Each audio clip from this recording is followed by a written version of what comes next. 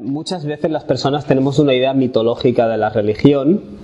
Tenemos estas historias de estos profetas que contamos a los niños, pero realmente en la vida diaria no hay una relevancia clara, ¿vale? Y creo que eso es en parte una consecuencia de nuestra desconexión con el Corán. Es decir, hemos convertido el Corán... El Islam en sí es una religión muy extraña dentro de las religiones, porque es una religión que, por ejemplo, no tiene símbolos. Y las religiones generalmente tienen símbolos, tienen objetos sagrados, y el Islam no tiene objetos sagrados, ¿vale? El Corán es lo más parecido, de hecho lo tratamos mucho como un objeto sagrado, pero en realidad más bien una guía, o es un manual de vida que un objeto sagrado, ¿vale? Por ejemplo, en la mayoría de religiones hay héroes, hay personajes mitológicos que intervienen. Y el Islam es como que es muy... todo eso no existe, ¿vale? Realmente hay unas leyes que Dios ha puesto en la naturaleza, pero las cosas se rigen por esas leyes, ¿vale? Y a veces creo que a los musulmanes eso nos parece tan normal que necesite, especialmente cuando venimos de culturas más mágicas o más premodernas quizás, tenemos esa tendencia a historias, mitos, figuras, objetos, ¿vale? Pero creo que eso es un poco algo de lo que hay que desconectarse, ¿vale? Bueno, este sura empieza diciendo Bismillahirrahmanirrahim Alif Lam Ra Kitabun anzalnahu ilayka litukhrija an-nasa min adh-dhulumati ila an-nur, ¿vale? Dios se dirige al profeta Muhammad y le dice: esto es una escritura que te hemos hecho descender, es decir, te hemos revelado. Se usa el verbo hecho descender porque Dios es trascendente, ¿vale? O sea, es la escritura que te hemos revelado para que extraigas a la humanidad, y esto es muy importante en el Corán. En el Corán nunca se habla al pueblo tal, al pueblo árabe, al pueblo israelita. Siempre es la humanidad, ¿vale? Es una carta de Dios a la humanidad. Te hemos hecho descender este libro para que extraigas a la humanidad de las tinieblas a la luz. Y estas son frases que el Corán usa un montón y tenemos que entender a qué se refiere. No hay que ser muy listo para darse cuenta que se refiere guiar a la gente al camino, ¿vale? Pero lo primero que llama la atención es que cuando habla de la oscuridad, lo menciona en plural, las tinieblas, las oscuridades. Y eso indica, en cierto modo, que la complicación, la complejidad, los caminos que te confunden son muchos, ¿vale? Pero la luz, el camino recto, es algo bastante sencillo y natural y es uno, ¿vale? Entonces les sacas de las tinieblas hacia la luz. Y eso en términos prácticos, ¿qué significa? Generalmente decimos, vale, la gente aprende a creer en Dios, ¿no? Es decir, el profeta Muhammad dirige a la gente, o cualquier profeta, dirige a la gente a creer en Dios, pero no es solo eso. El fundamento del Islam es que tú crees en Dios, que tú eres responsable por tus acciones y actúas de una forma ética, en consecuencia, ¿vale? Esa es la luz a la que te guía el profeta. Iremos viendo ejemplos. La luz no es simplemente, bueno, pues a partir de ahora voy a dejar de comer McDonald's y voy a empezar a comer carne halal. Eso no es ser guiado a la luz, ¿vale? Si tú eres una persona, por ejemplo, que antes tenía tendencia a copiar en exámenes, a timar, a insultar. Estas son las cosas que abandonas cuando entras al Islam, ¿vale? Ese es el cambio de las tinieblas a la luz. No es un cambio identitario, ahora me voy a vestir con jilbaba, ¿vale? Estas son cosas que iremos viendo a lo largo de este sura. ¿Cuál es realmente ese extraerte de las tinieblas y llevarte a la luz? ¿Qué significa eso? Claro, tal y como lo plantea aquí Dios, es el profeta el que te saca de las tinieblas y te dirige a la luz, pero realmente sabemos que es Dios, ¿no? En cierto modo, por ejemplo, en otro lugar Dios dice Allahu waliyul muttaqin yukhrijuhum min adh-dhulumati ila an-nur. Dios es el aliado o el protector de aquellas personas que son responsables por sus acciones, los extrae de las tinieblas hacia la luz. Aquí Dios le está diciendo al profeta, tú eres el que guía, pero luego añade bi'idhni rabbihim, con el permiso de tu Señor, ¿vale? La idea es que en este versículo, por alguna razón, Dios ha querido separar o subrayar la figura del profeta, ¿vale? Luego ha aclarado, lo haces con permiso de tu Señor, pero por alguna razón ha subrayado la figura del profeta. Y eso es algo que hay que tener en cuenta, porque si realmente el Islam es una guía relevante para nuestras vidas, la idea de enviar un profeta humano, volviendo al tema de la mitología y los superhéroes, la idea de que el profeta Muhammad sea tan sumamente humano, La gracia está en que nosotros somos humanos y para que alguien nos enseñe cómo ser pues miembros de esta especie, necesitamos que ese alguien también sea de esta especie, ¿vale? Por eso, cuando la gente le pide al profeta Muhammad que envíe, que baje un profeta del cielo, que baje un ángel, el Islam en cierto modo te da un portazo en la cara y te dice pon los pies en la tierra, ¿vale? Eso son fantasías, ¿vale? Por tanto se le dice al profeta tú, y se subraya la figura del profeta, extraes a la gente de las tinieblas a la luz y la sirat el aziz el hamid y les guías hacia el camino. El hecho de que se use camino, por cierto, indica que esto es una forma de vida, entre comillas, ¿vale? No es una etiqueta ni es una pegatina, es un camino que tú sigues en la vida, ¿vale? Básicamente un camino de hacer el bien. Y es el camino de Al-Aziz. Dios es Al-Aziz, quiere decir la máxima autoridad y el más poderoso. Claro, la importancia de eso es que tú dices, si yo voy a seguir unas pautas, esas pautas tienen que venir de alguien que tiene la autoridad para establecerlas, ¿vale? Por ejemplo, nosotros tenemos leyes, tenemos una constitución. Esas leyes no las ha redactado un grupo de yonkis, las ha redactado alguien que tiene la autoridad y el conocimiento y que ha estudiado esas cosas, ¿no? Por eso veréis que en muchos casos al final de un pasaje Dios menciona algunos de sus nombres. Esos nombres están directamente relacionados con la lección que Dios te quiere dar. Por tanto, este camino procede de la máxima autoridad al Hamid. Hamid significa que Dios es loable en sí mismo, ¿vale? Es decir, Dios no depende de que la gente sea agradecida o lo reconozca. Dios es digno de loa. Y esto es importante porque el agradecimiento y el reconocer a Dios va a ser uno de los temas que va a salir. Si la guía es técnicamente algo que impacta en nuestra forma de ser, en el top 5 de esas características que tenemos que desarrollar está la gratitud, ¿vale? En fin, Dios dice Allah, es decir, la guía del más poderoso, el digno de loa. Allah, es decir, Dios, alladhi lahu ma fis samawati wa ma fil ard, aquel al cual pertenece lo que hay en los cielos y lo que hay en la tierra. Y sé que estas son frases que el Corán repite mucho y como que las escuchamos y decimos sí, vale, pero tiene un significado profundo, porque no es lo mismo seguir la guía de seres en cierto modo fantasiosos que supuestamente controlan el mundo, que en cierto modo no son más que fantasías, porque sabemos que el mundo está controlado por leyes naturales. La pregunta es, ¿esas leyes naturales quién las ha puesto en juego? ¿Vale? Es él, ese ser trascendente, es él técnicamente el que debería enseñarnos la guía, ¿vale? Por eso se subraya que esta guía viene de aquel a quien pertenecen los cielos y la tierra. Esta frase, los cielos y la tierra, es una frase arcaica en cierto modo, porque hoy en día no la usamos.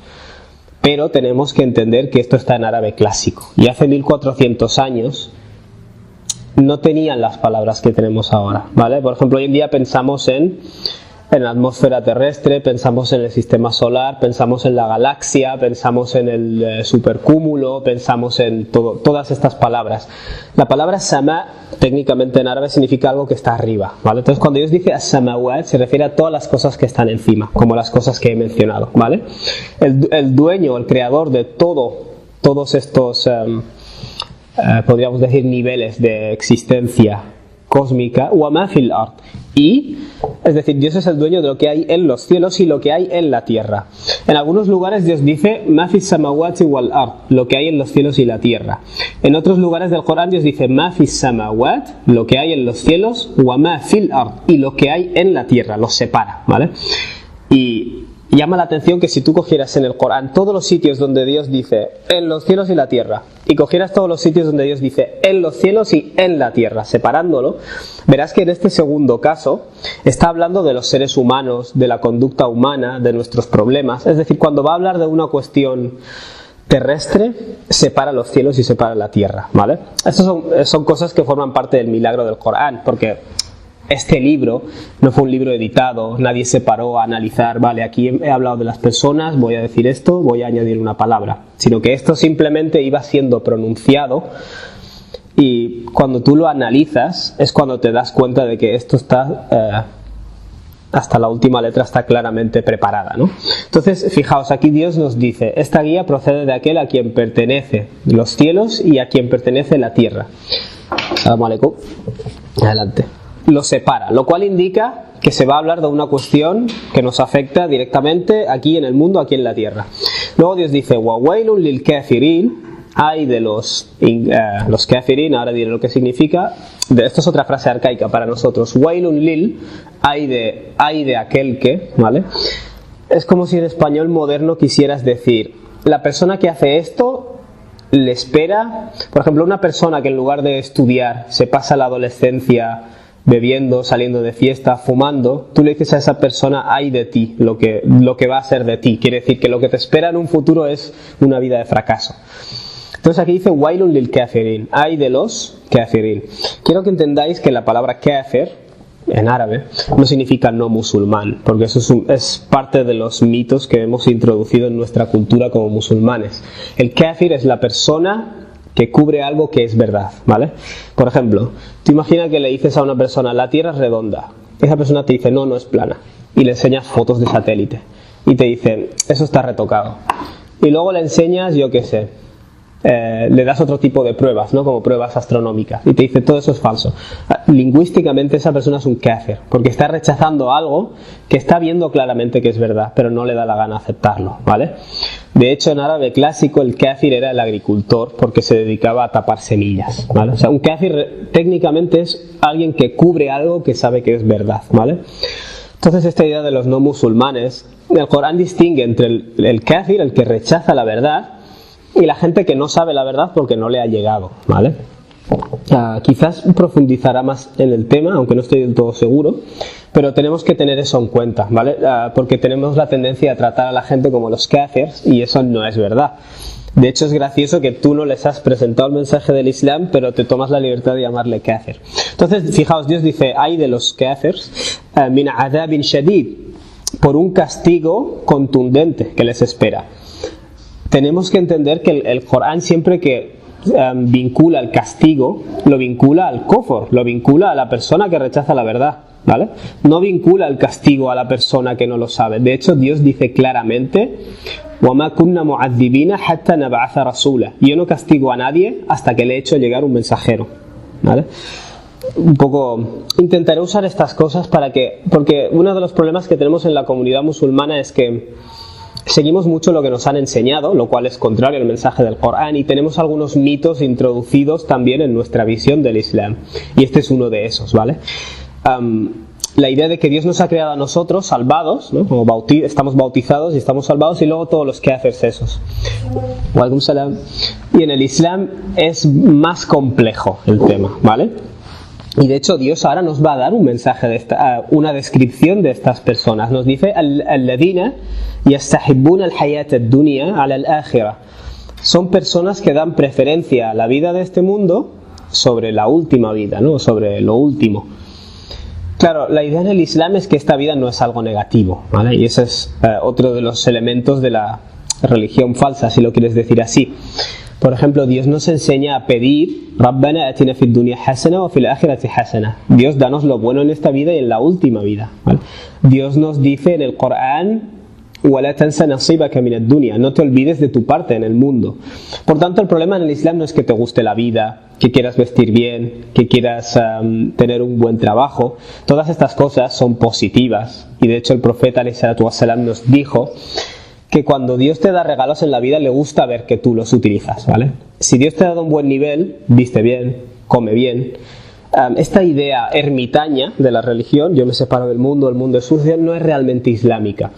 Sé que dentro del sufismo hay algunos elementos extremos que la propusieron, pero esto parece ser que fue importado más bien de otras religiones, ¿vale? No digo que la espiritualidad esté mal en absoluto, pero en el Islam todo, cuando se empieza a llevar al exceso, cuidado, ¿no? Entonces el problema de esta gente Dios lo define como que dan preferencia a la vida de este mundo. Es decir, son gente que están obsesionados con lo inmediato, pero cuando se trata de lo posterior, entonces lo pasan por alto, ¿vale? Les voy a dar un ejemplo.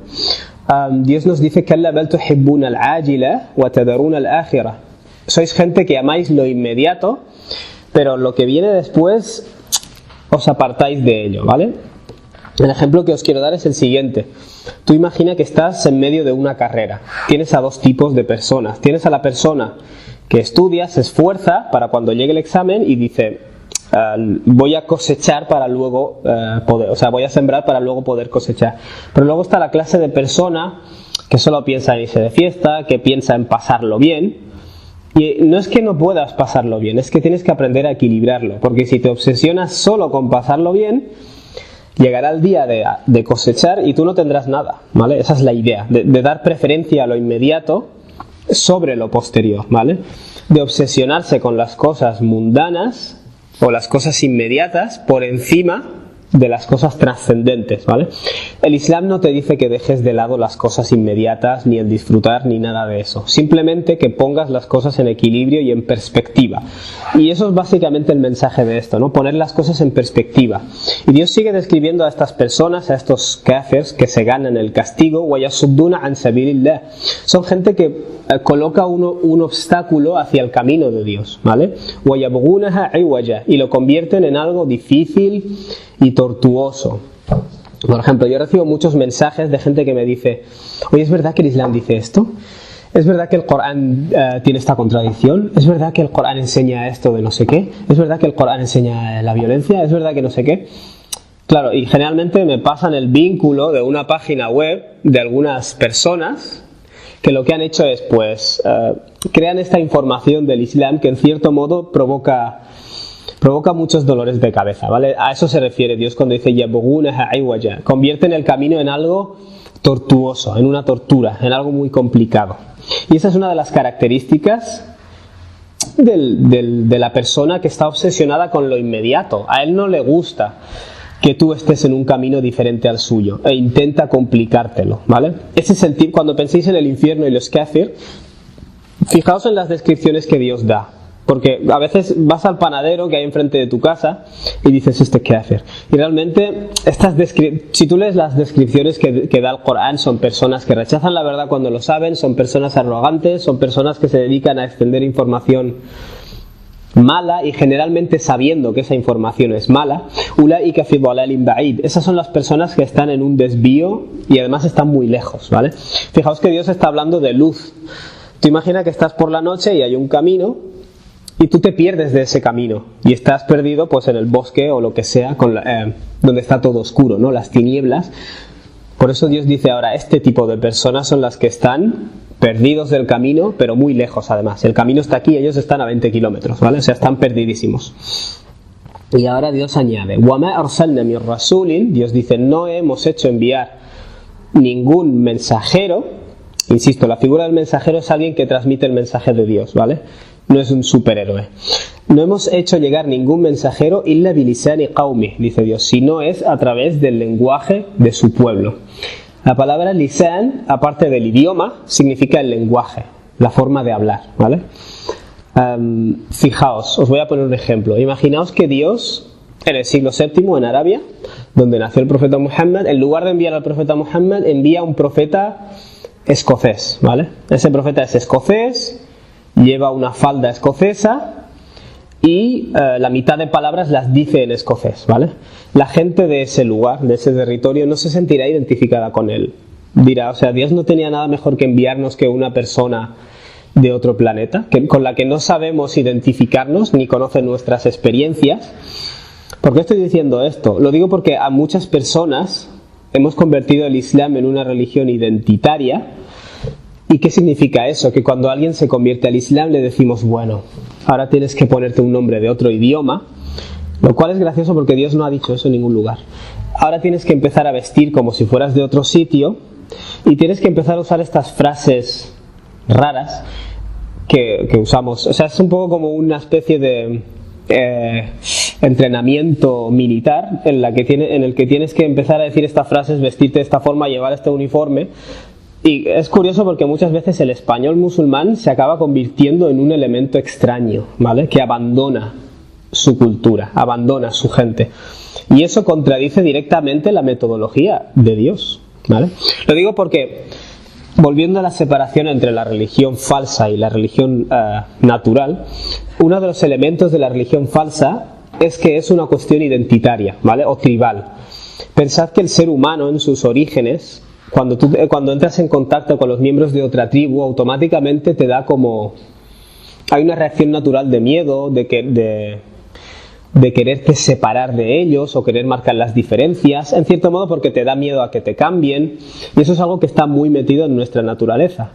Y las religiones sirven en muchos casos a ese instinto. Y Dios nos habla mucho del caso de los israelitas, de Banu Israel, de cómo convirtieron la religión en una cuestión étnica e identitaria. Hasta tal punto que cuando el profeta Muhammad ﷺ les presentó un mensaje que era idéntico a lo que tenían, y de hecho ellos estaban esperándolo, dijeron, sí, el mensaje está muy bien, pero no nos esperábamos que viniera de un árabe, ¿vale? O sea, es decir, es llevar esto al nivel máximo, pero nosotros en muchos casos somos iguales, ¿vale?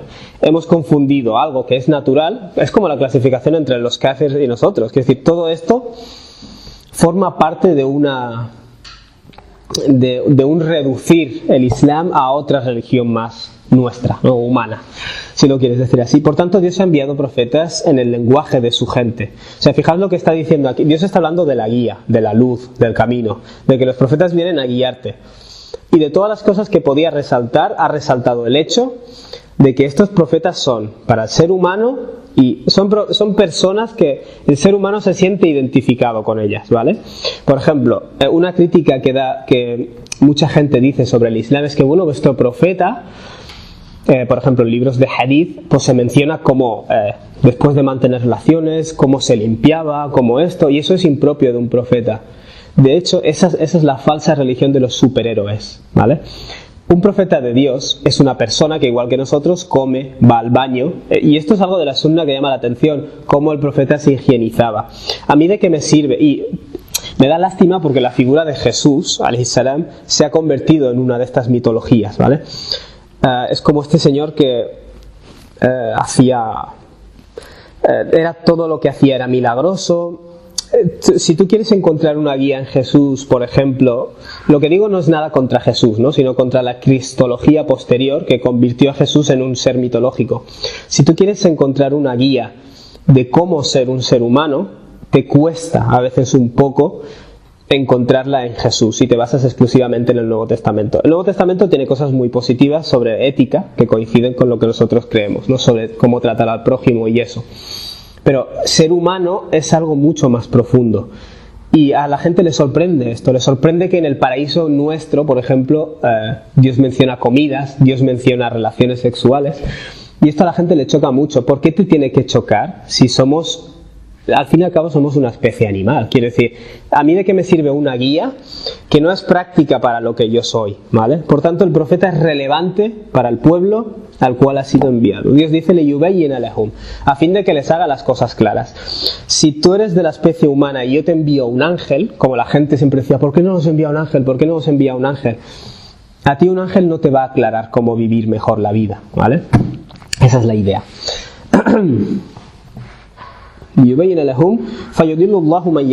De manera que Dios desvía a quien desea y guía a quien desea. Lo curioso de esta frase es que la palabra man yasha, las palabras man yasha, a quien desea, se pueden referir no solo a Dios sino a la persona. Es decir, Dios guía a quien desea que Dios le guíe. Dios guía a quien desea ser guiado, si lo quieres decir así, y Dios desvía a quien desea ser desviado, ¿vale? Y esto no es algo que tenga que llamarnos la atención. De nuevo, mucha gente tiene esta idea de la guía de Dios como una intervención mágica. Pero ¿qué nos dice Dios? وَمَا كَانَ لِنَفْسٍ أَن يُؤْمِنْ إِلَّا بِإِذْنِ اللَّهِ. Vale, no hay ninguna persona que no crea si no es con el permiso de Dios. Y eso es lógico porque al fin y al cabo toda la creación está bajo el poder de Dios. Pero fijaos lo que dice Dios luego. وَيَجْعَلَ الرِّجْسَ, Dios coloca la suciedad, la lacra ala alladhina la ya'qilun, sobre las personas que no razonan, ¿vale? Y cada vez que la gente le pide al profeta alayhi salatu wassalam un milagro, ¿a qué les invita el profeta? A razonar, a analizar, a recapacitar. Quiero decir, el Islam hace un cambio de chip bastante gordo, ¿vale?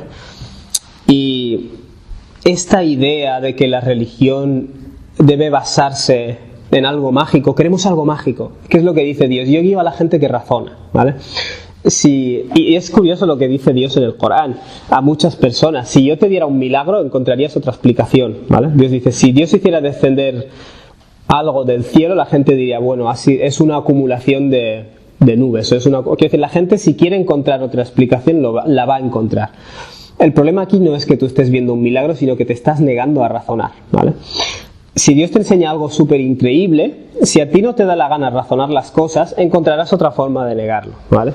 Por tanto, es más una cuestión psicológica que de ver un milagro tangible. Y Dios va, digamos, a analizar la raíz del problema. Dios coloca la lacra sobre los que no razonan. Y en la religión falsa se te pide que no razones, ¿vale? Y estas son las líneas gruesas entre la religión humana y la religión divina. Y quiero que esto lo tengamos muy en cuenta porque nosotros, como seres humanos, también hemos cogido, en muchos casos, el Islam y a lo largo de nuestra historia la hemos reducido en muchos casos a una de esas religiones, ¿no? Wa huwa al-Aziz, de nuevo, y Dios es al-Aziz, la máxima autoridad, el que emite la guía, pero luego dice al-Hakim, el sumamente sabio, ¿no? El Hakim es alguien que tiene hikma, muy bien. Hikma en la lengua árabe tiene un significado muy concreto, que es colocar las cosas en su sitio correctamente, ¿vale? Saber dónde va cada cosa. Y los lingüistas y los eruditos musulmanes se basan en esto, en el hecho de que Dios es Hakim, para llegar a la conclusión de que las normas que Dios, la guía que Dios emite o las normas que Dios establece, tienen que tener una explicación lógica. ¿Qué quiere decir eso? El hikmah, un juez, por ejemplo, también se le llama Hakim, ¿vale? ¿Por qué? Porque se supone que él tiene una sabiduría y en base a esta sabiduría él regula las cosas, ¿vale? Por tanto, el hikmah significa que las cosas tienen una sabiduría. Fijaos que Dios os está hablando aquí de su guía y subraya que él es Hakim, que cuando él pone normas lo hace por algo, ¿vale? No son arbitrarias. ¿Y eso qué es lo que nos indica, de nuevo, hablando de razonar? Que las normas del Islam son algo que tiene que ser entendible lógicamente o entendible racionalmente, ¿vale? Y de nuevo, esta es otra de las líneas gruesas que divide la religión falsa de la religión real. Y de nuevo, esta es una de esas cosas en las que te encuentras a musulmanes que no siempre tienen tan clara esa línea divisoria, ¿vale? Por ejemplo, en el Islam hay normas, naturalmente, y a veces tú expones preguntas acerca de esas normas. ¿Por qué esto es así? ¿Por qué esto es así? Y en muchos casos lo que recibes es un portazo en la cara. Es decir, no tienes que hacer esas preguntas. Esta respuesta es propia de la religión falsa, pero es que es la propia definición de la religión falsa. No preguntes, porque no tenemos explicaciones. Desde el momento que Dios te dice que es Hakim, te está diciendo que las cosas que Él establece tienen una explicación, ¿vale? Y eso es importante saberlo. Por tanto, Dios es Hakim. Muy bien, una de las cosas que hace Dios en el Corán, te habla de los cielos y la tierra y tal y cual, y la guía de Dios, y de que Dios ha hecho llegar profetas relevantes para su pueblo, con enseñanzas relevantes para las personas. Y ahora nos va a dar uno de esos ejemplos, ¿vale? Estas son las típicas cosas que la gente dice: el Corán cambia de tema repentinamente. No es un cambio de tema, ¿vale? Es como si yo estoy dando una clase y ahora te doy un ejemplo, ¿vale? Dios dice: وَلَقَدْ أَرْسَلْنَا مُوسَى. Nosotros hicimos llegar a Moisés, ¿vale? Es el ejemplo que más usa el Corán, el de Moisés, y no es una coincidencia. Si os fijáis, cuando esto está siendo revelado, el que habla es el profeta Mohammed. Y digamos, podríamos decir que en la historia el ejemplo de Moisés es el más parecido al del profeta Mohammed. ¿Por qué? Bueno, Moisés era muy humano, igual que Mohammed. A diferencia de, por ejemplo, la imagen que nos dan de Jesús, Moisés era muy humano, Moisés se casó, Moisés también dio normas, dio unas leyes, Moisés también tuvo que migrar de un lugar a otro. Quiero decir, es un caso tan parecido. Se enfrentó a Faraón y que, quieras o no, Mohammed ﷺ se enfrentó a la clase alta de Mecca. Quiero decir que es una cuestión de que la clase política en muchos casos, que es corrupta, cuando tú les das un mensaje, en primer lugar, de que hay alguien por encima tuyo, no siempre les gusta, porque ellos son la autoridad divina, que ese es otro de las señales de la religión falsa. Por eso cuando alguna monarquía o gobernante musulmán se representa como los representantes de Dios, cuando escuches algo así es una señal de alarma, ¿vale? Porque nosotros como seres humanos no somos más que seres humanos, que estamos sujetos a la ley de Dios. Puedo hacerlo bien o puedo hacerlo mal, pero esto de yo soy el defensor del Tawhid y eso apesta. Entonces, fijaos, Dios dice: hemos hecho llegar a Moisés, ¿vale? Hemos hecho llegar a Moisés, a su pueblo. Otra cosa que quiero mencionar es esta. Si Dios dice que ha hecho llegar, muchas veces nos preguntamos: ¿por qué el Corán siempre habla de Moisés y de estos profetas de la Biblia y un par de profetas árabes, Saleh, quizás, Hud. Bueno, fijaos que Dios ha dicho que hace llegar a un profeta hablando el lenguaje de su gente. El profeta Muhammad ﷺ primariamente se encontró con judíos y cristianos y se encontró con árabes paganos. Es lógico que los profetas que Dios va a mencionar son judeocristianos y son árabes, ¿vale? Dios no se va a poner a hablarles de profetas chinos ni profetas de Nueva Zelanda, cuyo nombre está completamente olvidado en la historia, y esa gente no se siente relacionada con esas historias, ¿vale? Eso es importante tenerlo en cuenta. Pero hay casos en los que el Corán, por ejemplo, te dice, te habla de gente a la que llama Ashabul Qarya, la gente de una ciudad o la gente de la ciudad. O sea, te da historias sin nombre, sin fecha, y tenemos que entender que a lo largo de la historia humana ha habido un montón de profetas, ¿vale? Solo que en muchos casos no se nos da el nombre porque a lo mejor los nombres de esas ciudades ya ni siquiera están registradas, ¿no? Bueno, la cosa es que Dios dice, hemos hecho llegar a Moisés bi ayatina, con nuestros ayat. Ayat significa mensaje, pero también significa signos, ¿vale? Hemos dicho que los profetas, si la idea es que tú razones, una de las funciones primarias de los profetas es darte pruebas de que lo que te están diciendo es verdad, ¿vale? Entonces Moisés le dio pruebas definitivas, podríamos decir así, a Faraón, ¿vale? Esa es la idea de los ayat. ¿Y cuál es la función de Moisés o cuál fue? Anakhrij qawmaka min adh-dhulumati ila an-nur. De nuevo, Dios le dijo a Moisés, extrae a tu gente de las tinieblas a la luz, ¿vale? Lo mismo que hemos estado comentando antes. Y luego dice algo muy interesante, وَذَكِّرْهُمْ بِأَيَّامِ اللَّهِ, y recuérdales técnicamente los días de Dios. En árabe clásico, la palabra yaum, que traducimos por día, realmente no significa día, ¿vale? Yaum significa un momento, o un evento, o un periodo, ¿vale? Entonces, ¿qué tiene eso? Por ejemplo, Dios nos dice que ha creado todo lo que existe, el universo, los cielos y la tierra, fi sittati ayyam, en 6 ayyam. ¿Eso significa en 6 días? No, significa en 6 grandes etapas, ¿vale? ¿Por qué digo esto? Veréis que en árabe, por ejemplo, cuando se habla de la historia de los árabes, sus batallas, sus imperios, se dice ayyamul arab, ¿vale? No son los días de los árabes, son las crónicas de los árabes. Esta expresión en árabe significa los momentos importantes. Cuando Dios envía a este profeta y les dice, recuerda a tu gente ayyamillah, los ayyam, de Dios. ¿Qué quiere decir? Los grandes momentos, ¿vale?, de la historia. Por ejemplo, la creación, como nos dice Dios, que ha creado en 6 ayyam. El inicio de la humanidad, que es algo de lo que el Corán habla mucho. Los profetas que Dios ha hecho llegar, que es algo de lo que el Corán habla mucho. Todos estos momentos trascendentes de la historia, tú como musulmán en cierto modo los vinculas a tu vida diaria, ¿vale?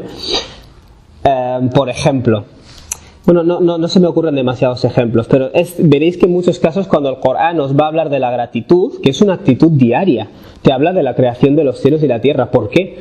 Bueno, porque el universo y la tierra está llena de cosas que en cierto modo se han puesto en orden para que tú estés aquí hoy. Se han puesto en orden para que tú tengas lo que tienes aquí hoy. O sea, el mensaje del Corán en cierto modo es que tienes que saber vincular las cosas grandes con las pequeñas, ¿vale? Y de nuevo, aquí en Europa la gente no tenía la mente configurada así. Por eso veréis muchas críticas medievales al Islam de que el Corán no es coherente, porque te está hablando del cielo y luego te habla de la tierra. Te está hablando de cosas grandes y de repente te habla del día a día, porque está todo interconectado, ¿vale? Eso es una visión del mundo. Inna fi dhalika la ayatin, dice Dios, en estas cosas hay ayat, hay mensajes, signos para que la gente reflexione, pero no toda la gente reflexiona. Dios dice likulli sabbarin shakur. Hay mensajes para todo aquel que sea sabbar y shakur, ¿vale? Sabbar, diríamos, una persona paciente, y shakur, persona agradecida, pero no es exactamente eso. Si en árabe yo te digo sabir, paciente, shakir, agradecido. Si yo te digo sabbar, quiere decir súper paciente o súper, una persona que tiene un montón de sabr constantemente. Ahora bien, ¿qué significa sabr? Paciencia. Realmente sabr es más profundo, ¿vale? Sabr significa básicamente autocontrol. La persona que sabe poner las cosas en perspectiva, y cuando le ocurren estas cosas pequeñas, como él sabe qué cosas son grandes y qué cosas no son grandes, no se vuelve loco por las pequeñas cosas que le pasan. Eso es una persona de sabr, ¿vale? Estas son palabras cruciales que tenemos que entender, ¿vale? Porque decimos, hey, paciente, agradecido, pero tiene un significado más profundo. El sabr es que cuando... sabr es que cuando te pasa algo, por ejemplo, pequeño, tú sabes relacionarlo con el todo. Y en consecuencia, ¿tú crees que la traducción para saber hay alguna palabra en castellano que sea más adecuada que paciente? Bueno, lo curioso de estas palabras es que cuando lo buscas en el diccionario de árabe clásico hay muchas entradas. Entonces yo lo que haría es en cada lugar, en base al contexto, traducir de una forma u otra. Por ejemplo, autocontrol en muchos casos es la traducción. En otros casos, paciencia, pero en muchos casos, por ejemplo, es perseverancia. Dios te dice, cuando te pasa algo malo, ten sabr. No significa ten paciencia, siéntate y di, bueno, es lo que... Sabr significa realmente continúa haciendo lo que haces, persevera, ¿vale? Por eso depende mucho del contexto. Y hay contextos en los que tienes que poner paciencia y perseverancia, porque son los dos significados. Por eso es difícil. Por eso es importante estas explicaciones verbales del Corán, porque a veces en un texto no puedes fijar tanto significado. Perdón, Andula. Me gustaría preguntarte tu opinión porque hay mucha gente, yo creo que, no sé, lo hemos recibido así, o por un error de razonamiento pensamos que leyendo el Corán como que las palabras pues nos suenan sapar de la raíz sabara, gafur, de raíz gafara, entonces a lo mejor leemos una página y sí lo he entendido. Yeah. A lo mejor la profundidad del lingüística... Sí, sí. De hecho, lo que te deja perplejo del Corán es esto: la profundidad, el orden de las palabras, el orden de los versículos. Pero eso hace falta gente que se especialice y lo explique bien. Gente de este idioma y de esta cultura, porque el mensajero se supone que es de la cultura de su gente, ¿vale? Y en muchos casos ese es el problema, que no tenemos información de gente de nuestra cultura, de nuestro idioma, que nos entienda. Entonces esa es la idea. Hemos hablado antes, por ejemplo, en una carrera universitaria, el que tiene sabr, el que sabe decir, ya llegará el momento de la fiesta, ¿vale? Yo de momento voy a dedicarme a ser serio, a estudiar. Eso es esa la actitud de la que Dios te está hablando. El sabr, el saber poner las cosas en perspectiva. Sabbar y shakur, dice Dios. Y en esto hay signos para la persona que es shakur, constantemente agradecido. Insisto, no es shakir, no es agradecido, es shakur, es súper agradecido. Y el shukr también significa apreciar las cosas, ¿vale? Uno de los nombres de Dios es Ash-Shakur. ¿Qué quiere decir? ¿Que Dios es agradecido? No, que Dios aprecia. Que cuando haces cosas buenas, Dios no las pasa por alto, ¿vale? Entonces Dios está diciendo aquí que en estas cosas grandes hay signos para la gente que es súper apreciadora de todo, ¿vale? La gente que aprecia que sale el sol, la gente que aprecia hoy me he despertado otra vez, tengo unos padres que me protegen, tengo una familia que me quiere, sé leer, sé escribir. La gente que sabe apreciar todas las pequeñas cosas es la gente que piensa en las cosas grandes y trascendentes, ¿vale? La gente que vive en cierto modo como el ganado no se para a reflexionar en estas cosas, ¿vale? Y esa es la gente para la que no hay, estos signos no son del todo válidos. Fijaos que mucha gente habla de Moisés, ¿no? Gente de otras religiones incluso, pero el nivel de profundidad en la que el Corán destapa, digamos, la función de este Moisés no era ser un ser mitológico, sino enseñar cosas prácticas a su gente. وَإِذْ قَالَ Musa, ahora Dios nos da una escena hablando de gratitud y de saber apreciar las cosas. وَإِذْ قَالَ Musa لِقَوْمِهِ, recordad el momento en el que Moisés le dijo a su pueblo, اذْكُرُوا نِعْمَةَ اللَّهِ, recordad el regalo de Dios, ¿vale? Aleikum, que es decir, el regalo de Dios sobre vosotros, إِذْ أَنْجَاكُمْ مِنْ آلِ فِرْعَوْنَ, cuando salvó de las huestes de Faraón. Bueno, supongo que tendréis idea de esta historia, pero los israelitas fueron esclavizados en Egipto, ¿vale?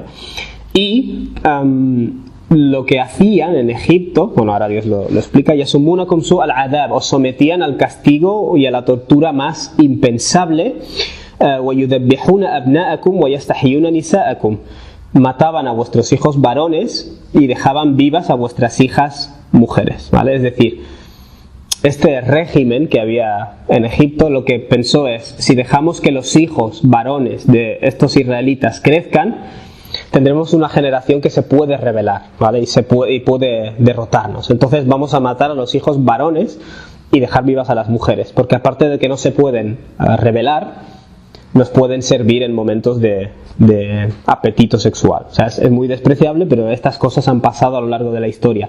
Y Dios lo define como la peor de las torturas.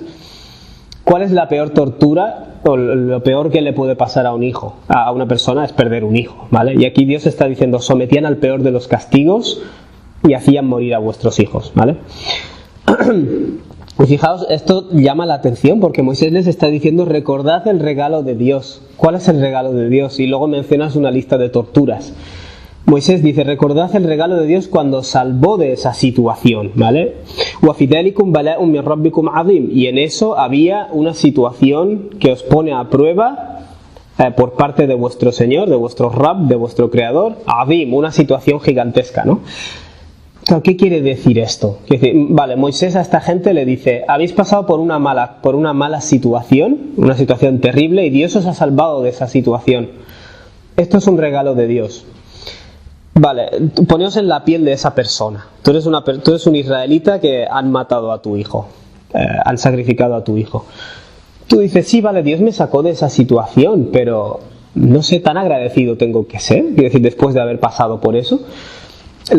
Fijaos la siguiente frase, y es una especie de reconfiguración mental. Dios dice, وَإِذْ تَأَذَّنَ رَبُّكُمْ, y recordad cuando Dios os prometió, es decir, vuestro Señor. Rab, por cierto, es aquel que cuida de ti y te ayuda a desarrollarte, ¿vale? ¿Por qué digo esto? A la educación a los niños la llamamos tarbía, porque tú le estás dando de comer a tu hijo, le estás ayudando a que crezca, le estás ayudando a que tire adelante. Cuando Dios es el Rab de los cielos y la tierra, ¿eso qué indica? Que Dios es el dueño de los cielos y la tierra, sí, pero además que los ha desarrollado, ¿vale? Gradualmente. O sea, las cosas no han aparecido de un día al otro, sino que son el producto de un proceso, de una evolución o de un desarrollo gradual, si lo quieres decir así. Entonces Dios dice, la in shakartum, si sois agradecidos, la azidannakum, sin duda alguna os garantizo que os voy a dar más, ¿vale? ¿Qué quiere decir esto? Fíjate que aquí Dios te está hablando de una experiencia pasada negativa y luego está diciendo, si eres agradecido te daré más. Lo primero que llama la atención es que Dios no dice, si eres paciente te voy a dar más. Cuando te pasa algo malo, tú esperas que Dios te aconseje ser paciente, no agradecido. ¿Cómo voy a ser agradecido? Pero Dios está diciendo, si tú de cara al futuro quieres conseguir más cosas, no basta con ser paciente, tienes que ser agradecido. En otras palabras, si tú cambias tu enfoque por un enfoque de apreciar las cosas buenas que tienes, esas cosas se van a multiplicar. Y fijaos que Dios dice la azidannakum. Ese la en árabe es una forma de garantizar, ¿vale? Es una forma de subrayar. Dios no dice azidannakum, os daré más, dice la azidannakum. No te quepa ninguna duda de que os daremos más, ¿vale? De que os daré más. De hecho Dios dice azidannakum. Cuando doblas la n, también es otra forma más de subrayarlo, ¿vale? Dios está diciendo, no te quepa ninguna duda de que te garantizo que te voy a dar más. Y el último apunte, no quiero irme demasiado en tangentes lingüísticas, pero estas son las cosas que se te pierden en la traducción. Dios a veces dice nosotros os daremos, nosotros os damos. Pero en casos específicos, donde Dios se acerca más a ti, utiliza el yo, ¿vale? Yo te voy a dar más, ¿vale? Esto en las lenguas clásicas no es raro, ¿vale? Incluso en el español, los reyes antes decían nosotros hemos decretado, nosotros tal. Es una forma de indicar majestad, pero cuando te acercas a la persona le dices yo, ¿vale? Entonces cuando Dios dice yo te voy a dar más, si tú cambias el enfoque a un enfoque de apreciar lo bueno, yo cogeré esas cosas buenas y las multiplicaré, ¿vale? Eso es una garantía que Dios te da. Y esto es importante porque hay gente que hemos pasado por situaciones traumáticas. Quizás no tanto generalmente, afortunadamente, gracias a Dios, pero hemos pasado por situaciones traumáticas. Y Dios está diciendo, no te centres tanto en decir, hoy me pasó esto y fue muy traumático. Dios está diciendo, si tú empiezas a apreciar lo bueno, verás como incluso las situaciones traumáticas se convertirán en algo de lo que dar gracias. Es decir, tú decides en cierto modo, y esto es una configuración mental que tenemos, esto es el Islam, ¿vale? Insisto, no los signos de identidad que siempre estamos subrayando. Si a ti te pasan cosas malas, si tú cambias el enfoque por un enfoque de apreciar y de gratitud, incluso esas cosas malas se convierten en positivas, ¿vale?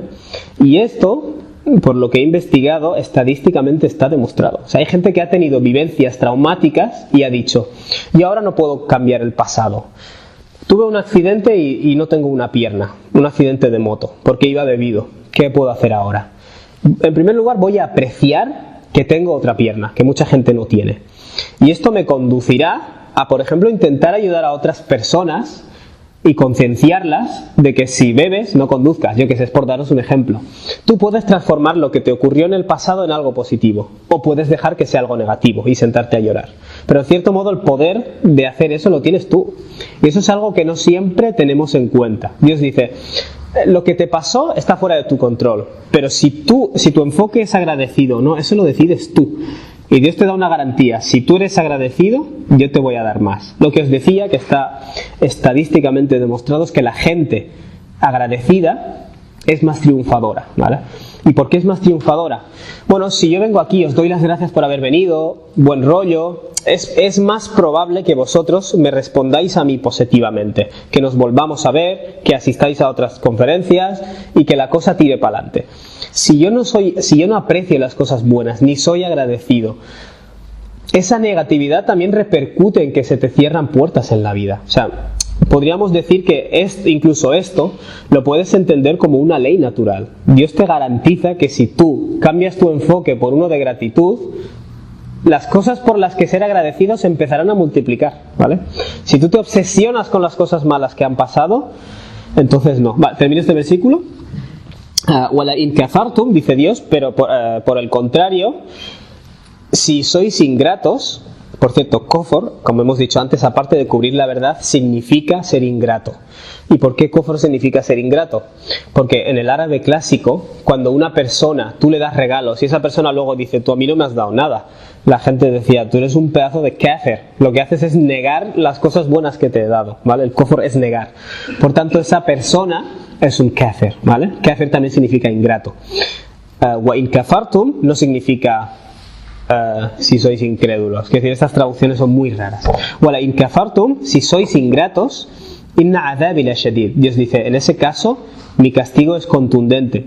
Pero fijaos que Dios ha dicho, si eres agradecido, te daré más. Pero luego no ha dicho, si eres desagradecido, te lo quitaré todo, ¿vale? Dios ha dicho, si eres desagradecido, yo tengo un castigo que es doloroso. Pero no ha hecho un vínculo necesario. No ha dicho, si eres desagradecido, te castigaré, ¿vale? Ha dicho, si eres desagradecido, tengo un castigo que es doloroso, ¿vale? Es decir, no ha hecho un vínculo necesario. ¿Por qué? Porque a veces las personas que son ingratas están sujetas a que Dios les perdone, ¿vale? O sea, Dios dice, si eres agradecido, te garantizo una buena respuesta. Si eres ingrato, ten en cuenta que Dios es contundente en el castigo, pero no te garantiza el castigo, ¿vale? ¿Por qué? Bueno, porque Dios conoce las circunstancias de cada uno. Hay personas que han tenido traumas, hay personas que... Yo qué sé, hay personas que se encuentran en un gran abanico de situaciones y eso es Dios quien lo va a juzgar. Ya, por eso llama la atención que no ha hecho un vínculo necesario, ¿vale? Quiero que lo entendáis. Dios ha dicho, si eres agradecido te daré más. Pero luego no ha dicho, si eres ingrato te daré menos, o si eres ingrato te quitaré. Ha dicho, si eres ingrato, puntos suspensivos, mi castigo es contundente. Pero no ha hecho un vínculo necesario. Waqala Musa, y Moisés dijo, in kafartum, que menciono esto porque generalmente pensamos en Moisés como una historia. Pensamos en estos profetas como historias. Y estos profetas eran humanos que hablaban la lengua de su gente y usaban las experiencias de su gente para enseñarles lecciones, ¿vale? Waqala Musa, dijo Moisés, in takfuru, si vosotros negáis, antum wa man fil ard, vosotros, mi pueblo, y todos los que están en la tierra, si sois ingratos, jami'a, antum wa man fil ard jami'a, vosotros y toda la población humana, fa inna Allah la ghaniyyun hamid. Tenéis que tener en cuenta que Dios es ghani, Dios es libre de necesidad. Dios no dirá, ay, no son agradecidos, estoy triste. Dios es completamente libre de necesidad y de nuevo es hamid. Él se merece la alabanza. Tanto si vosotros estáis aquí para alabarle como si no, Él se la merece, ¿vale? Esto es importante tenerlo en cuenta porque a veces creemos que cuando somos agradecidos estamos haciendo un favor. Y en realidad no estamos haciendo un favor. De hecho, nos estamos haciendo un favor a nosotros mismos. Estamos abriendo puertas para nuestro propio futuro en esta vida, ¿vale? Yo cambio mi enfoque y las puertas se abren primariamente a mí. En Surat Luqman, por ejemplo, Luqman le da este consejo a su hijo y le dice: وَمَنْ يَشْكُرْ وَمَنْ يَشْكُرْ فَإِنَّمَا يَشْكُرُ لِنَفْسِهِ. La persona que es agradecida a favor de sí mismo, ¿no? Por tanto, los cambios de actitud que se te piden es precisamente un favor que te haces tú a ti mismo, ¿vale? Y a la larga te va a beneficiar. Bueno, habíamos hablado muy bien del caso de Moisés. Ahora Dios hace como un retroceso en la historia y nos dice: ¿Alam ya'tikum naba'u alladhina min qablikum? Nos han llegado historias, es decir, ejemplos, lecciones de aquellos que existieron antes de vosotros, es decir, de otras civilizaciones que existieron antes de vosotros, Qaumi Nuhin wa Adin wa Thamud, tales como el pueblo de Noé, de Ad, de Thamud, los tamudeos, walladhina min ba'dihim, y aquellos que existieron después de ellos, la ya'lamuhum illa Allah, de los cuales nadie conoce salvo Dios. Esto es lo que estábamos diciendo antes, ¿vale? A lo largo de la historia hay muchos pueblos de los cuales no ha quedado registro, ¿vale? O pueblos que no tenían, ¿cómo se dice esto?, escritura, pueblos que no tenían métodos tecnológicos. Hay muchos pueblos que han desaparecido, ¿vale? Dios dice, hay muchos más pueblos, pero no conoceréis ni sus nombres ni sus características. Por tanto, Dios nos va a hablar de algo que no conocéis, ¿vale? Pero sí que Dios nos da una lección. Ja'athum rusuluhum bil bayyinat. Les llegaron sus mensajeros con pruebas claras, ¿vale? Bayyinah es una prueba que es, podríamos decir, concluyente, ¿vale? Cuando yo te enseño esto, ya llega un punto que no lo puedes seguir negando, ¿vale? Y nuestra idea es esa, ¿no? Los profetas no dijeron la fe, la virtud de la fe, si me creéis, incluso sin pruebas, Dios os dará el cielo. Esa idea es totalmente contraria al Islam. Nuestra definición es que los profetas trajeron evidencias, trajeron un mensaje que es lógico, pero por si te opones a ese mensaje te dieron evidencias. Y Dios menciona a sus pueblos diciendo faraddu aydiyahum fi afwahihim, y les respondieron poniéndose la mano en la boca. No es una expresión extraña para nosotros, vendría a ser una expresión de rabia o de cabreo, ¿vale? Ante el mensaje que esta gente está trayendo. وَقَالُوا إِنَّ كَفَرْنَا بِمَا أُرْسِلْتُمْ, y estas personas respondieron: vamos a rechazar o rechazamos definitivamente aquello con lo que decís que Dios os ha enviado, ¿vale? Es decir, respondieron de una forma con un rechazo definitivo. Nos da igual, fijaos que Dios dice, les he dado pruebas, y las personas responden, vamos a rechazar, nos des lo que nos des, ¿vale? O sea, ya no es una cuestión de pruebas o ausencia de pruebas, es una cuestión de la disposición de las personas. Si una persona tiene la disposición de no querer aceptar algo, va a ser muy difícil que lo acepte. Y fijaos lo que añaden: وَإِنَّا لَفِي الشَّكِّ مِمَّا تَدْعُونَنَا إِلَيْهِ مُرِيبٍ. Y nosotros, en relación a eso que nos estáis invitando o predicando, estamos en una duda. Murib quiere decir estamos deambulantes. En otras palabras, vamos a ser escépticos hasta el infinito. No nos pidas que tengamos seguridad de una cosa, porque no nos va. Nuestro estilo de vida es: no sé, no estoy seguro. Mira, te doy pruebas, sí, pero es que no lo sé. Es decir, hay gente que no le va la certeza, no le va tener respuestas. Hay gente que no es así. Hay gente que es escéptica porque realmente no necesita más pruebas, pero hay gente que es escéptica porque le gusta ser escéptica, ¿vale? Y Dios dice: qalat rusuluhum, sus mensajeros les dijeron: afillahi shak, ¿acaso hay alguna duda acerca de Dios? No, lo que llama la atención aquí es que estas personas rechazaron al mensajero, y el mensajero no dijo: ¿acaso hay duda de que somos mensajeros? Los mensajeros dijeron: ¿acaso hay duda acerca de Dios? Es decir, la base de este mensaje es que reconozcas a tu Creador. Eso es algo que todo el mundo entiende. Eso es independiente de tu disposición a aceptar a profetas o no aceptarlos. ¿A qué te refieres con Dios? Fatiris samawati wal ard, el originador de los cielos y la tierra. Esto es importante mencionarlo porque la mayoría de la gente intuitivamente no le parece extraña la idea de que todo el cosmos lo ha originado alguien. De hecho, yo he tenido muchas conversaciones con ateos en las que te dicen: no, paso de Dios, no creo en Dios, y luego le respondes a sus argumentos. Y te dicen: ya, pero la religión tal y cual y tal. Y respondes a sus argumentos. O les demuestras que todas esas cosas que ellos se quejan de la religión, el Corán también se queja de ese tipo de religión. Y llega un punto en el que te dicen, no, sí, a ver, si yo la idea de que alguien lo hizo, me la puedo llegar a plantear. Entonces lo que estás rechazando realmente, ¿qué es?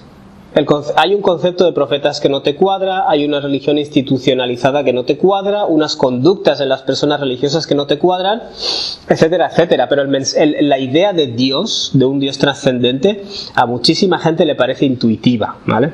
Por eso aquí el profeta no responde defendiéndose, responde diciendo, ¿acaso no es obvio, ¿no?, el concepto de Dios? Y fijaos lo que dice acerca de Dios: yad'ukum liyaghfira lakum min dhunubikum. Dios os invita a fin de perdonaros vuestros errores o perdonaros vuestras faltas. ¿Por qué iban estos profetas a decir eso? Volviendo a lo de la crianza de los niños y todo eso, tú cuando presentas el mensaje del Islam, la idea es Dios, vuestro creador, que os ha hecho responsables por vuestras acciones, os invita a su camino con la finalidad de borrar vuestras faltas o de perdonaros, ¿vale? No con la finalidad de castigaros. ¿Por qué el profeta, cuando está haciendo una introducción al Islam, lo primero que dice del creador de todo es que os invita para borrar vuestras faltas? O sea, vuestro creador sabe perfectamente que sois seres falibles, ¿vale? Pero la base o lo principal aquí es perdonaros vuestras faltas. Una cosa interesante es que en otro lugar, cuando Dios habla de los profetas, les define como Bashiran wa Nadira. Han venido a dar buenas noticias y a advertir, ¿vale? Y generalmente se colocan las buenas noticias delante, ¿vale? Porque el mensaje que tú das es primariamente positivo, como en este caso. Dios os invita para poderos perdonar. Dios nos invita para poderos castigar, ¿vale? Que esa es la noción que mucha gente tiene. Y es el tipo, claro, cuando tú enseñas la religión así, es normal que la gente se aparte de la religión. Y en el fondo la gente no se está apartando de Dios, se está apartando de la forma de religión que tú les presentas.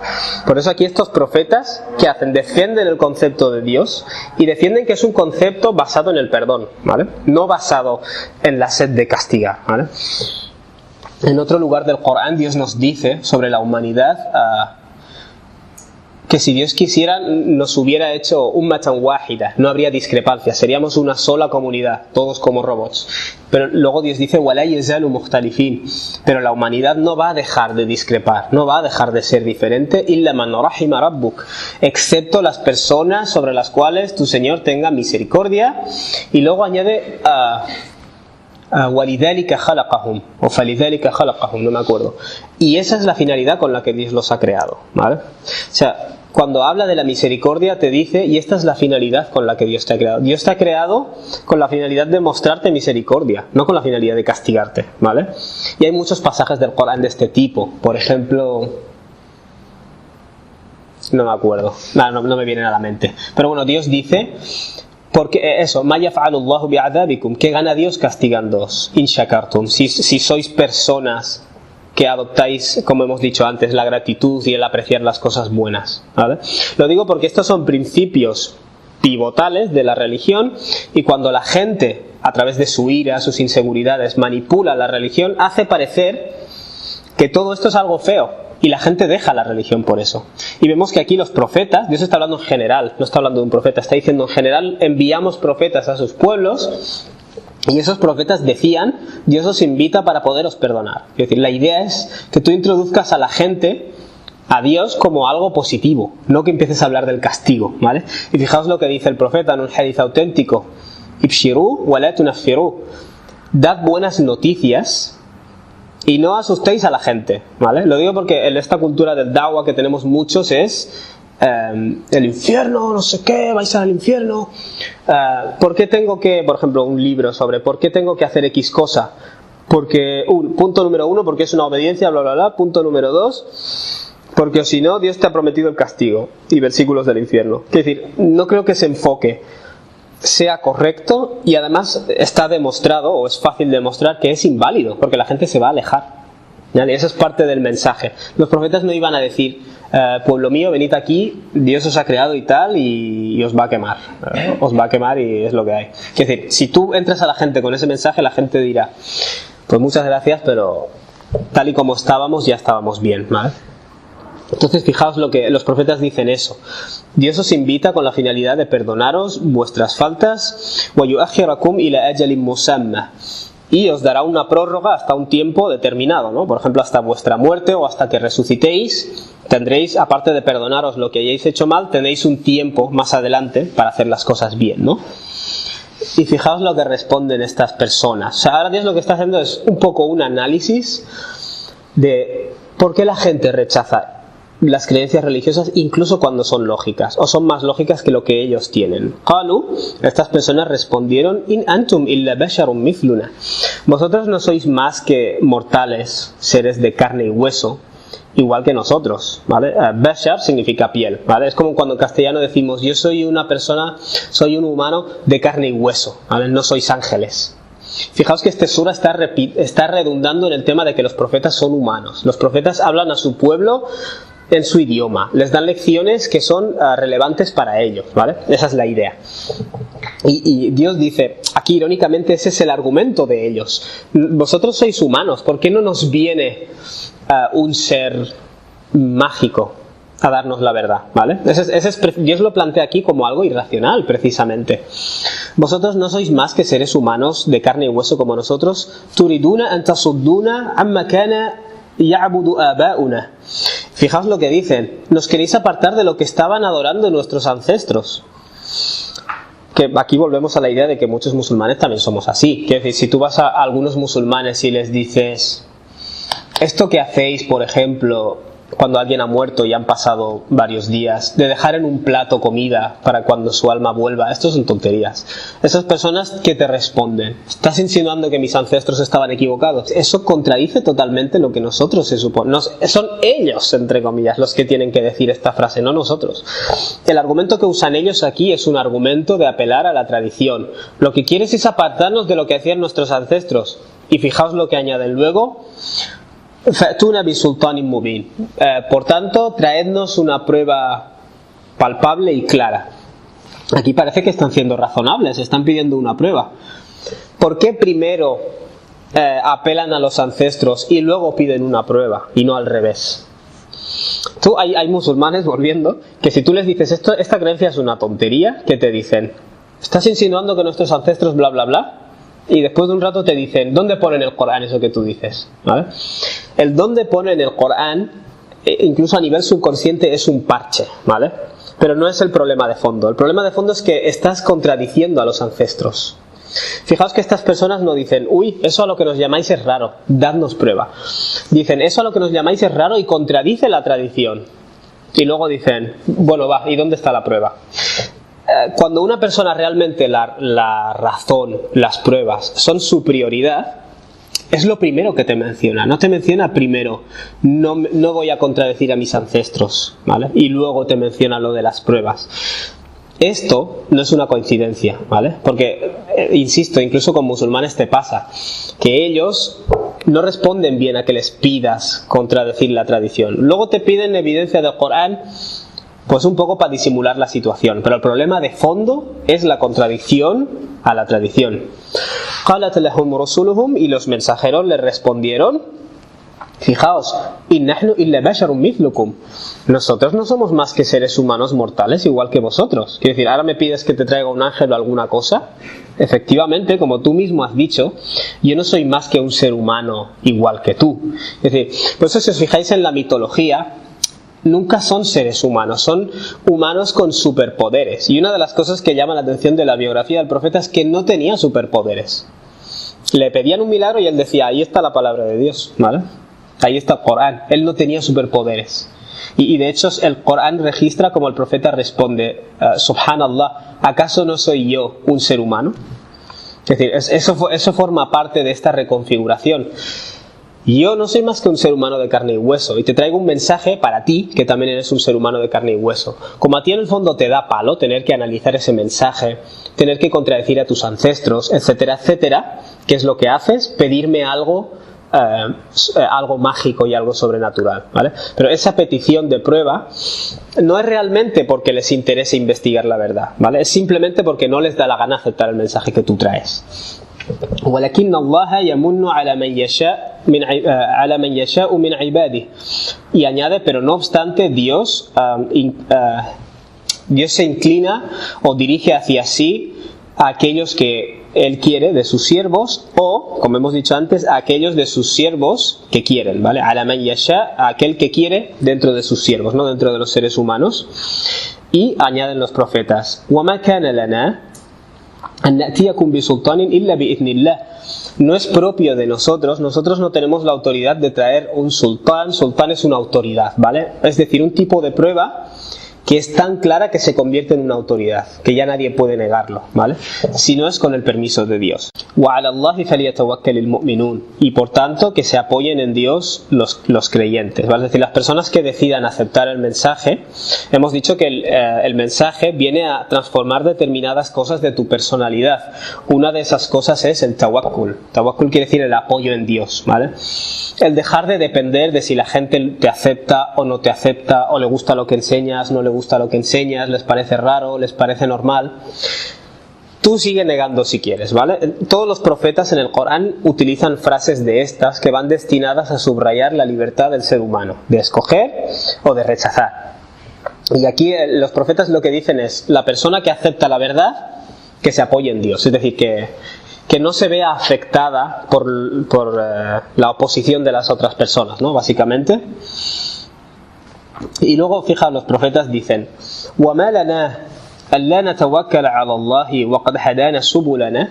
¿Y por qué no íbamos a apoyarnos en Dios? Es decir, si tú tienes a gente que toma la decisión correcta y gente que toma la decisión incorrecta, y esto más de cara a los creyentes, ¿por qué el que toma la decisión correcta tiene que estar asustándose o tiene que tener miedo a lo que piensen los demás? Si al fin y al cabo has tomado la decisión correcta. ¿Por qué no íbamos a apoyarnos en Dios cuando Él nos ha guiado a sus caminos, a Subulana, cuando nos ha guiado a nuestros caminos? Claro, Sabil viene a ser una forma de definir un estilo de vida, ¿vale? Dios nos ha guiado a las formas o a las vías a través de las cuales hacer las cosas correctamente y hacer las cosas bien. Por tanto, ¿por qué íbamos nosotros a tener miedo a terceros o que tener miedo a la creación, ¿no?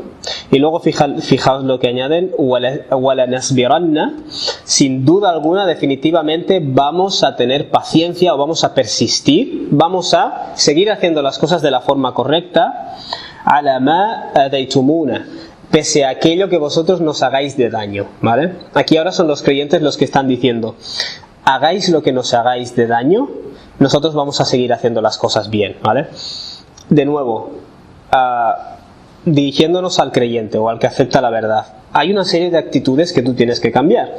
El apreciar las cosas positivas, el saber convertir lo que te pueda haber ocurrido negativamente en positivo.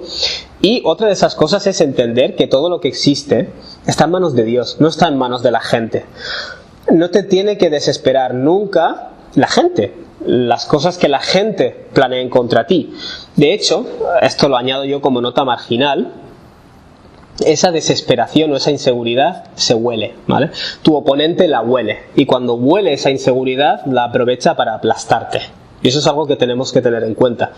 La gente, por ejemplo, lo que ahora llamamos islamófobos, esta gente, si tú te muestras como alguien que no está seguro de sus principios, como que te dice, no, pues aquí eso no sirve, y tú, oh, me siento mal. La idea es que tú realmente, quien hace lo correcto o quien sigue la verdad, tiene la sartén por el mango y está por encima siempre. Estés donde estés con quien estés, vengas de donde vengas, y todos los demás argumentos, como es aquí no sé qué, esos son tonterías, ¿vale? Esos son tonterías. Y la seguridad es algo que hay que fomentar, porque si no la gente lo huele y te va a intentar aplastar a través del hecho de que tú mismo no estás seguro. Por eso es importante fomentar esa racionalidad, porque si la base que tú tienes en tus creencias no es racional, no es segura, y si no es segura, es fácil de demoler, ¿vale? Y más en un entorno cuando tienes a gente que no cree. Es decir, si tu base no es firme, cuando digo firme me refiero a racional, si tu base es solamente de imitación tradicional, que realmente es lo que hacen ellos, no lo que hacemos nosotros, técnicamente, en la teoría, si tu base es sólida, la gente huele eso y la gente empezará a apartarse, empezará a dejar de tocarte las narices, ¿vale? Porque entienden que tú eres una persona que tiene una base sólida. Y eso es un concepto importante en el Islam. وَعَلَى اللَّهِ فَلْيَتَوَكَّلِ الْمُتَوَكِّلُونَ. Por tanto, que la gente que se va a apoyar en algo, que se apoye en Dios, ¿vale? No que se apoyen en terceros.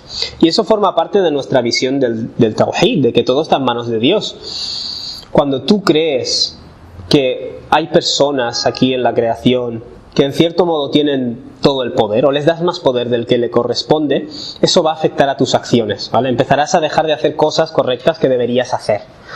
Y la idea del tawakkul, del apoyo, es que tú te apoyas en el dueño de todo. Es que es lo único que tiene lógica. No tiene lógica que te apoyes de forma absoluta hacia algún elemento de la creación, que al fin y al cabo es igual que tú, está sujeto a las leyes, ¿no? وَقَالَ الَّذِينَ كَفَرُوا لِرُسُلِهِمْ. Muy bien, las personas que rechazaban la verdad, todo esto es relevante porque este análisis, en cierto modo, nosotros en una sociedad que no es una sociedad islamófoba, pero es una sociedad en la cual hay un sector islamófobo, tenemos que tener en cuenta que estos son fenómenos universales, no es nada nuevo, ¿vale? Estas son cosas que han ocurrido a lo largo de la historia. وَقَالَ الَّذِينَ كَفَرُوا, las personas que decidieron rechazar la verdad, no los no musulmanes, las personas que se opusieron a la verdad, ¿vale? Alladina kafaru li rusulihim, les dijeron a sus mensajeros, fijaos, lanukhrijannakum min ardina, os vamos a echar de nuestra tierra, dicen ardina, nuestra tierra. Primero nos estás obligando a la tradición. Luego te dicen, bueno, ¿qué pruebas tienes? ¿Vale? Pero eso es un parche, hemos dicho. Y ahora, ¿qué es lo que hacen? Pasan a la intimidación. Y no dice nos vamos a echar de aquí, dice nos vamos a echar de nuestra tierra. ¿Cuál es la idea detrás de nuestra tierra? Lo que esta gente está intentando hacer es que tú te sientas inferior, es decir, esta es nuestra tierra, son nuestros valores, es como nosotros lo hacemos, y si tú presentas valores diferentes, eres un extranjero, ¿vale? Es decir, eres de segunda clase y tenemos la autoridad de echarte, ¿vale? Fijaos, ¿por qué dicen esta gente os vamos a echar de nuestra tierra? ¿Qué potestad tienen ellos para decir os vamos a echar de nuestra tierra? Es decir, que cuando la gente os dice esto, echaros de aquí, no es porque tú seas extranjero o seas de aquí, es porque las ideas que tienes son diferentes, y eso es lo que hay que entender. Una persona que viene de Marruecos o de Túnez o del Congo, siempre y cuando imite a las masas, la gente tendrá una tendencia a aceptarle. El propio español, cuando adopte una forma de ser diferente, te van a tratar como un extranjero. O sea, aquí lo que te hace extranjero no es tu origen, y eso es lo curioso. Lo que te hace extranjero es tus valores, ¿vale? Entonces, esa es la idea, ¿vale? Cuando esta gente dicen a sus profetas, os echaremos de nuestra tierra, Dios te ha dicho hace un rato que los profetas eran también del pueblo de su gente. Esos profetas no eran extranjeros. Se convirtieron en extranjeros cuando empezaron a decir unas ideas que no eran las que tocaban, ¿vale? Y eso lo hacemos los seres humanos, quiere decir, por ejemplo, cuando algunas personas propusieron que el Sol estaba en el centro del sistema solar, del universo, porque era lo que conocían, y no al revés, se les desterró, se les trató como a perros, se les encerró, en algunos casos se les quemó. Quiere decir, ¿por qué? Simplemente porque la idea que estaban proponiendo contradecía el status quo, ¿vale? Esto es lo mismo, es exactamente lo mismo, pero aplicado al terreno religioso. Dime, bro. Vale, perfecto. Bueno, pues ya termino. Eso. Terminamos el versículo. O eso, o os echamos de nuestra tierra, o tenéis la opción de volver a nuestra tradición religiosa, ¿vale? Milla no es lo mismo. Din es una religión. Milla es la tradición, la forma en la que hemos estado haciendo las cosas. Esa es la otra opción que tenéis. O volvéis a ser de los nuestros, o seréis extranjeros automáticamente y os echaremos a patadas, ¿vale? Es la idea que tiene mucha gente de asimilación. Tenéis que asimilar, tenéis que... Como uno, por ejemplo, dijo, conozco a un musulmán integrado, porque sale con nosotros, bebe, eso no es un musulmán integrado. Eso es, bueno, si él decide hacerlo libremente, pues muy bien, ¿no? Pero la integración no es eso. La integración no es que una persona renuncie a sus valores para ser igual que tú. Y la persona que te dice eso es un fascista, no es una persona progre. ¿Qué es lo que están diciendo estas personas? O volvéis a nuestra tradición religiosa o os echaremos a patadas, ¿vale? Así que termino. فَأَوْحَى إِلَيْهِمْ رَبُّهُمْ, de manera que su Señor les inspiró a los mensajeros, لَنُهْلِكَنَّ الظَّالِمُونَ, acabaremos destruyendo a la gente que sea opresora o injusta, ¿vale? Insisto en que aquí Dios no está hablando de no musulmanes, está hablando de gente que han sido expuestos a pruebas, las han rechazado, se han opuesto a los mensajeros, les han amenazado con echarles de su casa o les han forzado a volver. Lo cual llama la atención porque el mensajero, por definición, te dice, este es el mensaje de Dios, si quieres acéptalo o no. Pero ellos no te responden con la libertad de elección. Ellos te responden, aquí o sigues nuestra norma o te echamos a patadas. E incluso en una sociedad como esta, donde predicamos la libertad, se utilizan otros métodos. Nadie te mete en la cárcel, pero se utiliza, por ejemplo, la presión social. Es decir, si no adoptas nuestras formas, te vamos a presionar, ¿vale? Hay un elemento de la sociedad que es así.